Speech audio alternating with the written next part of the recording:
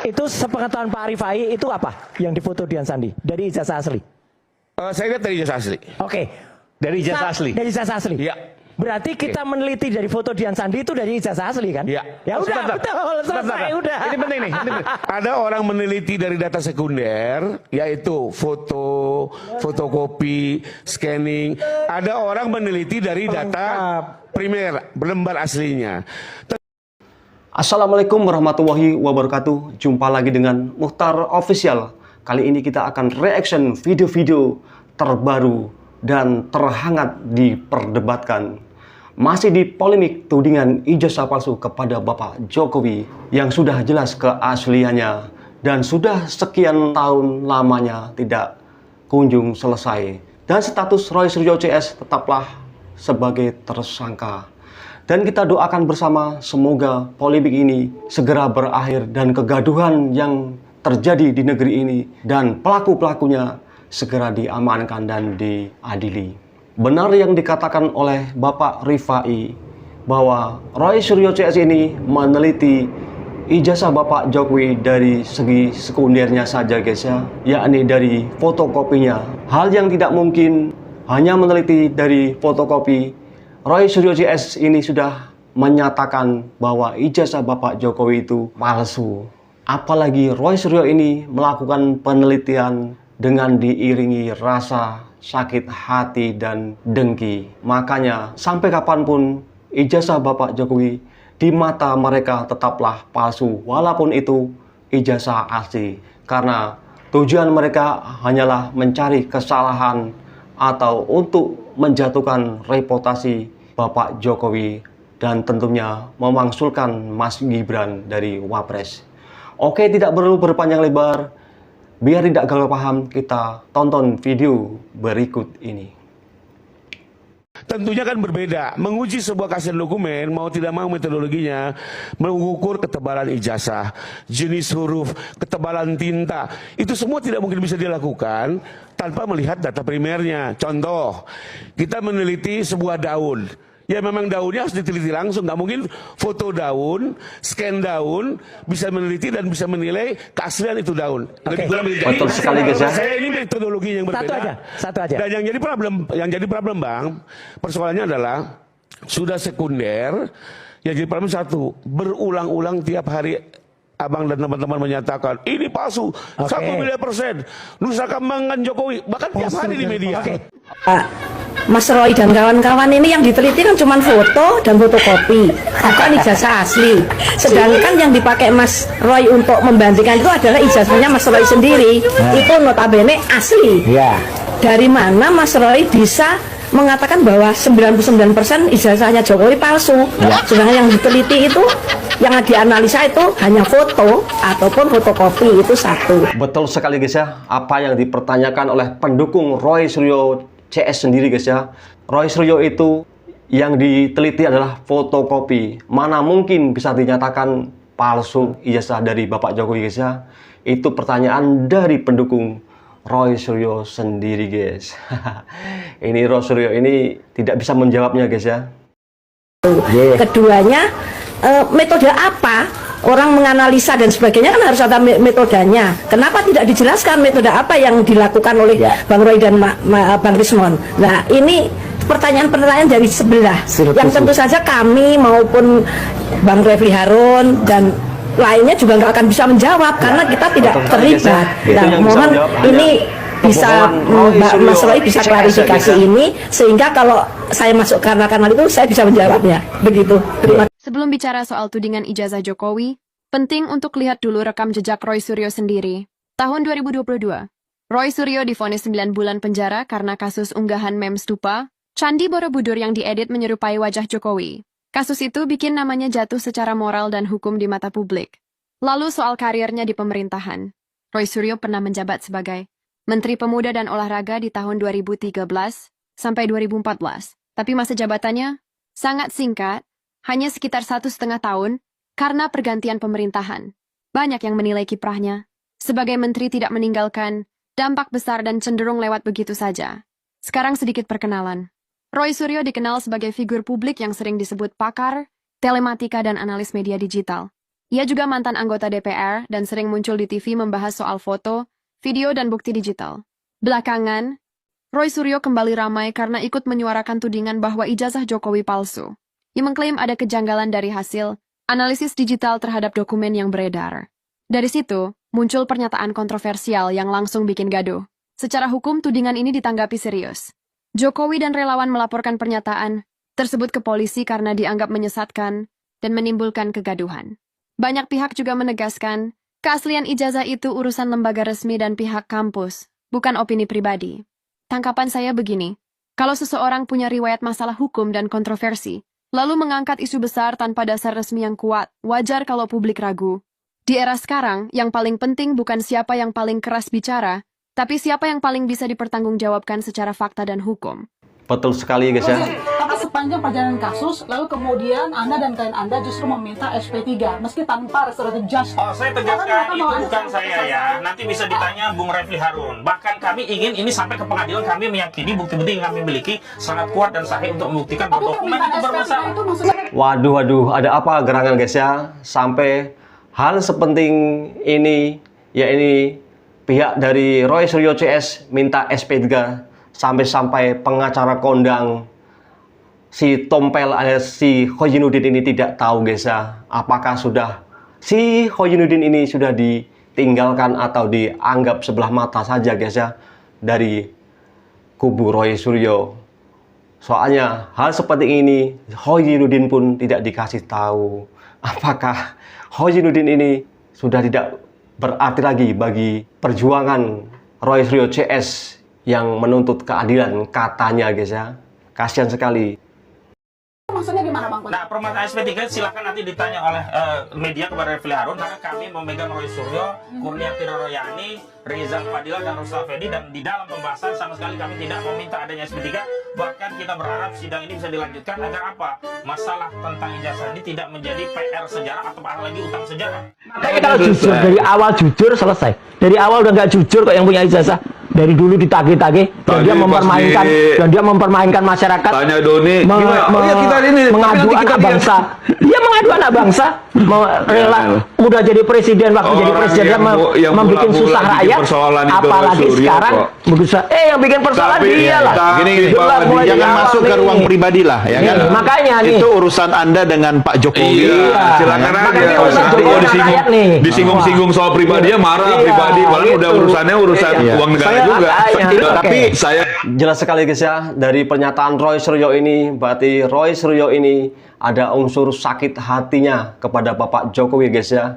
Soalnya dari segi omongannya itu jelas sekali bahwa Roy Suryo ini menyimpan dendam kepada Bapak Jokowi guys ya. Saya akan kemana arahnya kira-kira? Ya, saya begini ya, pertama kita kalau tadi saya disampaikan Roy Suryo itu terus yang diulang-ulang karena memang hanya proses hukum lah, peradilan lah yang menentukan. Itu satu. Yang kedua, Roy Suryo itu tidak punya dasar yang kuat ketika melakukan penelitian, itu kedua. Ketiga, dasar yang kuat seperti apa maksudnya? Ya dari orang bukan ijazah aslinya Pak Jokowi yang diteliti kan gitu loh. Bagaimana itu mau dianggap dasar yang kuat ya? Apa kita hormati? Iya dong, itu asumsi saya. Ketiga, selalu berusaha mendiskreditkan orang, merendahkan orang. Padahal satu republik tahu bagaimana Roy Suryo ketika menjadi Menpora, dia bawa panci dan lain-lain. Enggak, maksud saya semua publik tahu kan gitu loh.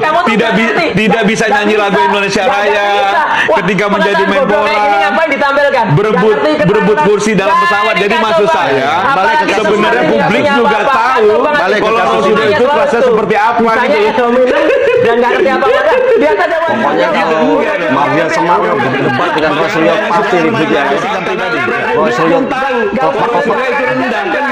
dibuatnya guys. Dipandangnya juga sama publik. Sekarang kalau ternyata hasilnya tidak sesuai dengan yang Anda harapkan, apa yang akan dilakukan? Langkahnya apa? Kita akan terima apapun hasil yang diputuskan dalam proses peradilan oleh institusi negara. Karena sebagai warga negara yang baik, kita harus percaya itu. Apalagi kemudian dinyatakan itu palsu. Iya, gitu loh. Silakan gitu loh. Ya udah. Gitu loh. Jadi apapun itu. Nah, jawab besar kita akan gitu loh. Karena kita tidak mau lagi melakukan debatable yang nggak guna kayak gini nih. Ini debatable nggak guna, selesai gitu loh, berhenti. Nah, harusnya pihak Roy Suryo dan kawan-kawan juga kalau punya akal sehat, dia harusnya juga percaya akan institusi negara yang sudah memutuskan itu nanti gitu loh. Di ranah private. Penelitian ijazah Bonatua akan terbitkan buku berisi wawancara kepada Bapak Jokowi. Nah, ini baru benar guys, cara penelitian Bapak Bonatua ini ya guys ya. Tidak seperti penelitian abal-abal yang dilakukan oleh Roy Panci CS ini guys ya, yang tidak berdasar dan tidak mempunyai karya ilmiah. Kalau Bapak Bonatua ini peneliti bersifat independen, mungkinkah penelitian Bapak Bonatua ini akan mematahkan penelitian dari Roy Panci CS? Semoga penelitian Bapak Bonatua ini mematahkan dari penelitian abal-abal yang dilakukan oleh Roy Suryo CS. Pernah berhenti ini sampai detik di mana Gibran dimakzulkan. Nih, nanti kita akan kirim ke Donald Trump. Lucu sekali ya omongan si Doraemon ini guys ya. Kayak apa saja, kayak pejabat tinggi saja ini si Emon ini ya. Segampang itu memakzulkan Mas Gibran. Ada undang-undangnya, ada aturannya, ada prosedurnya. Ya, berkora-kora aja muncungmu kau itu, ya. Mau kau kirim buku itu ke Donald Trump, mau kau mana pun kau kirim itu, ya. Mau ke planet Pluto, Mars, ya. Nggak perlu, ya. Saran saya cuma satu, ya. Sebelum kau kirim buku itu ke Donald Trump, kirim dulu buku itu sama bapakmu sama opungmu. Nah, baru itu paten. Oke? Salam waras. Paham, ini adalah segmen terakhir dan saya kembali lagi bersama Pak Ito. Pak Ito, jadi kembali lagi ke kasus ijazah yang diduga palsu dan dugaan pencemaran nama baik Jokowi. Kasus ini akan selesai ketika apa, Pak? Ketika hakim mengetukkan palu. Apakah ini bersalah atau tidak, meskipun masih ada lagi panjang kalau misalnya upaya banding sampai PK. Tapi ketika hakim mengetukkan palu, menetapkan kasus ini dia bersalah atau tidak bersalah, itu adalah sebagian daripada akhir permainan ini.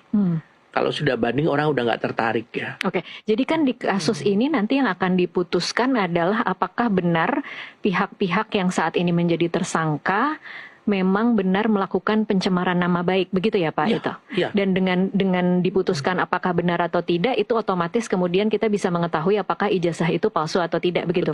Betul. Kan itu kan objeknya itu, Pak. Iya. Kalau bisa objeknya ijazah itu menurut keyakinan hakim ini, oh ijazah ini nggak asli ya. Meskipun ada tadi kan fakta pendukung dari UGM, teman-temannya beliau ya, dari hasil lapor, maka otomatis kasus ini gugur. Nah, di sini boleh dikatakan bahwa terjadi kriminalisasi. Tetapi kalau ini nanti diterima menurut hakim memenuhi unsur, apalagi jatuhin hukuman 1 hari pun jatuhin hukuman, orang itu bersalah. Hukum tidak melihat daripada panjang atau pendeknya masa penghukuman atau berat ringannya masalah denda dan lain sebagainya. Nah, jadi disinilah Mbak, kita semuanya harus menunggu akhir. Ito Sumardi tantang Roy Suryo di kasus ijazah di pengadilan. Jangan buat rakyat bingung. Pasti ijazah Jokowi ditunjukkan di pengadilan ya guys ya. Daripada kasus penanganan masalah hukum itu adalah di proses peradilan. Dan hakim itu kan sudah disumpah, hakim itu kan suara Tuhan. Iya. Kalau nanti masih menganggap hakimnya itu memihak, ya itu mungkin drama baru lagi ya. Itu silahkan saja. Kan nanti ada komisi yudisial juga yang akan mengawasi ya. Tapi tugas polisi selesai. Tidak lagi kita bisa dikait-kaitkan manakala kasus ini sudah diserahkan dalam P21 tahap kedua kepada pihak penuntut umum, tugas polisi selesai. Ya, jadi saya kira mungkin ini perlu difahami oleh masyarakat. Jangan nanti kalau sudah masuk ke ranah penuntut umum, ranah ke pengadilan, polisi masih dibawa-bawa lagi gitu kan ya. Dan di sana bisa akan mempertaruhkan profesionalisme Polri ya. Satu, yang pertama profesionalisme bisa diterima bahwa polisi profesional. Yang kedua adalah kalau hakim menyatakan itu terbukti atau tidak, itu pun juga akan pertaruhan dari profesionalisme daripada Polri. Ini dalam bayangan masyarakat awam ya Pak Ito. Akankah nanti memang publik bisa melihat ijazah Jokowi yang asli? Ya pasti, tapi kan nggak mungkin setiap orang 280 juta megang ngelihat ya. Tetapi akan diperlihatkan di pengadilan ya. Dan profesor dari Singapura bernama Kishore Mahbubani memaparkan tulisan berupa pujian untuk Presiden Joko Widodo. Mahbubani menulis artikel berjudul The Genius of Jokowi dan menceritakan capaian Jokowi selama menjadi Presiden Indonesia. Indonesia can be part of a much larger wave of growth and development in Asia.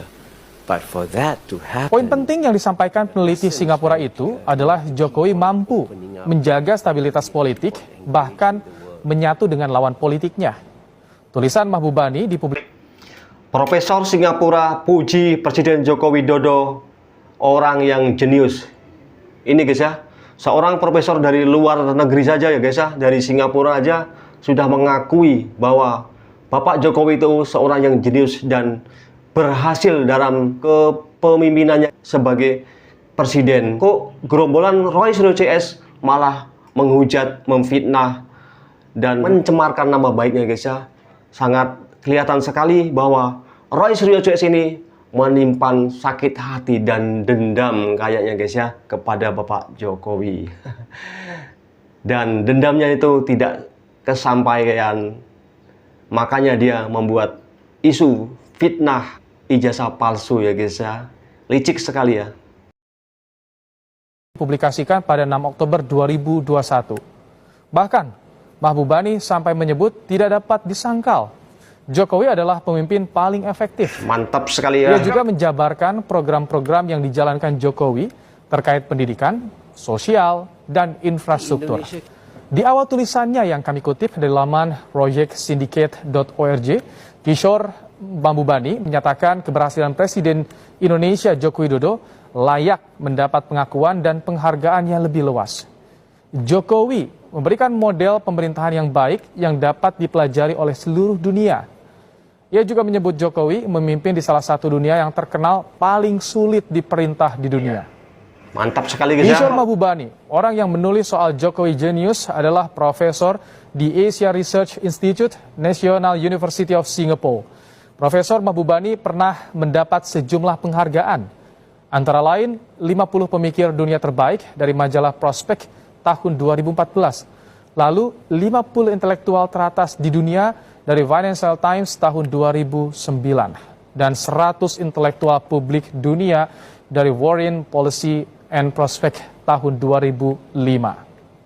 Gelar boleh ditanggalkan, jabatan boleh berakhir, namun garis takdir seorang Joko Widodo nampaknya enggan menjauh dari dekapan rakyat. Di Jalan Kutai Utara, Sumber, Solo, ada sebuah fenomena yang mematahkan segala teori politik tentang purna tugas. Mengapa rumah itu selalu penuh? Mengapa wajah-wajah dari pelosok negeri rela mengantre di bawah terik matahari Solo? Kalau kubu Roy Suryo CS menonton video ini ya, mungkin mereka semakin sakit hati dan merasa kelepek guys ya.